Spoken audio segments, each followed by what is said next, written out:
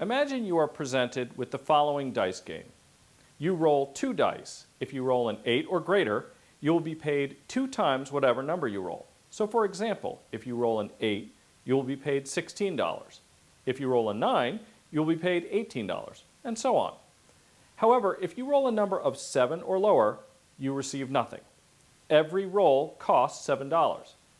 What is the probability that you win or lose? What is your expected profit or loss? Understanding some basics about probability will not only help you determine how much you would expect to make or lose in this game, but will also provide you with the foundation necessary to become a better options trader. Hi, I'm Mike Coe, President and Chief Strategist at Optimize Advisors, and this is the first of a series of short videos where we cover some key concepts that are critical to your success when trading and investing, particularly when using options. The first of these are the concepts of probability of profit and expected return. To determine these two, we need to know the probability of each outcome and the payout for each outcome.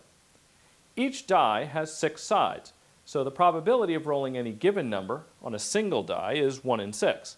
However, with 2 dice, you will notice there are more ways to roll some numbers than others.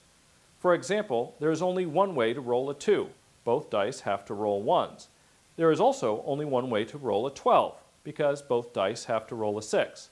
But there are 6 different ways to roll a 7. There are 36 possible combinations, and of these, 15 result in a roll of 8 or greater. Therefore, the probability of profit is 15 divided by 36, or just under 42%. This means you would expect to win less than half the time. You might be tempted to stop there, thinking that if the probability of profit is less than 50-50, it isn't worth playing this game. But you would be missing a great opportunity.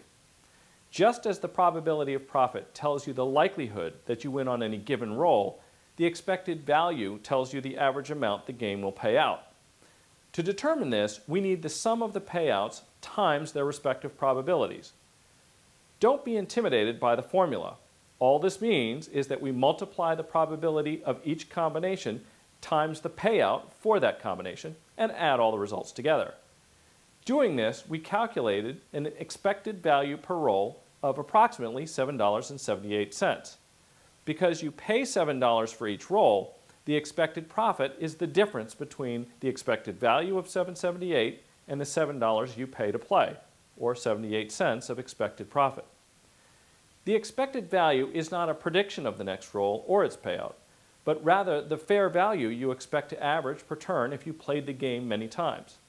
The reason we have an expected profit, even though the probability is less than 50-50, is because the profits we make when we win exceed the losses we incur when we don't. So even though you lose more often than you win in this example, in the long run, you expect to make money. Understanding this idea is critical to learning how to trade and invest.